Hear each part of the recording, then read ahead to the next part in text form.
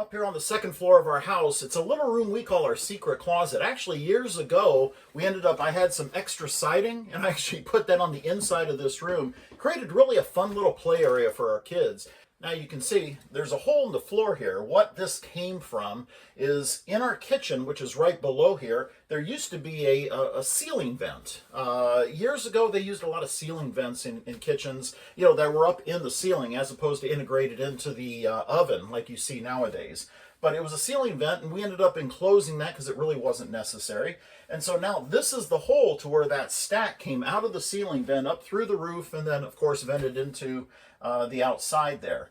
But we removed this piece of wood here, here when we started taking some carpet out, and we ended up finding this hole. And so now we've got to fix this hole. Now here's a little bit better shot of that hole, and you can see it's round, but it doesn't go back to my joists, which are right here and here. So what I'm going to do is end up cutting this hole in a square pattern like this so I can easily patch it. It'd be real difficult to try to patch this and make it structurally sound. So I'm actually going to go back to here, and they look like they're about 2x10s. I'm going to go back to here and here to see if I can use those to help support the new wood that I'm going to put in here. That's the joist that I'm going to try to hit. I'm actually going to go back in here, and this is where I'm going to cut the wood, right about here.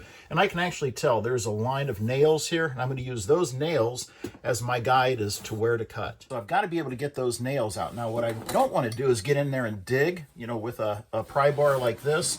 So what I can do is take my hammer, go underneath here, and tap it up a little bit. I can get just enough space to where I tap it down. Also now, I don't know if you can see it, but there is just a little bit of a gap there where now I can get that pry bar under that nail and pull it right out. I'll be replacing these 3 boards, and I've got my line marked now, so I guess I'm ready to start cutting.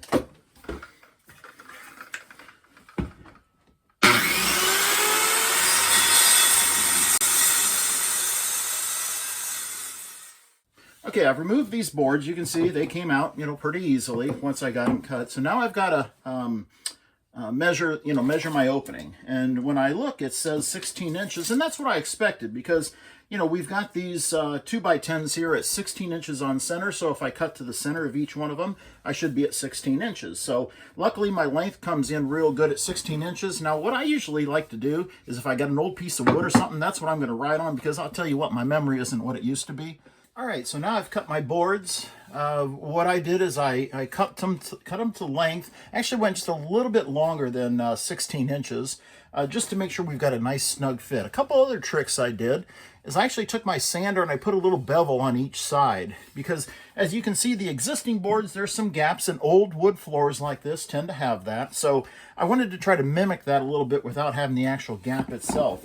The other thing I had to do is on my last board, I actually had to cut a little notch in it because this is tongue and groove floor. And so I've got to be able to overlay the tongue portion that's right here. So now let's see how they fit in there.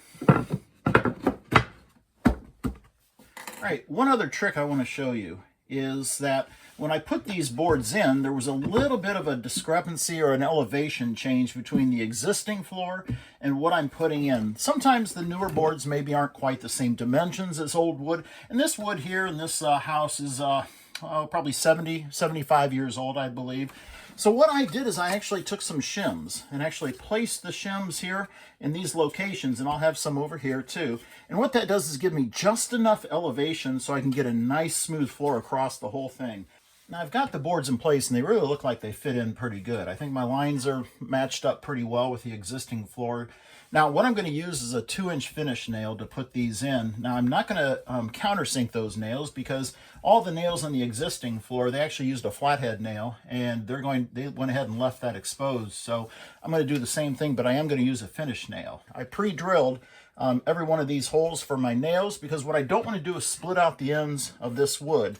Pine is a fairly soft wood. It's easy to work with, but it does tend to split a little bit at the end. So if you do pre-drill those holes, you're going to take care of that.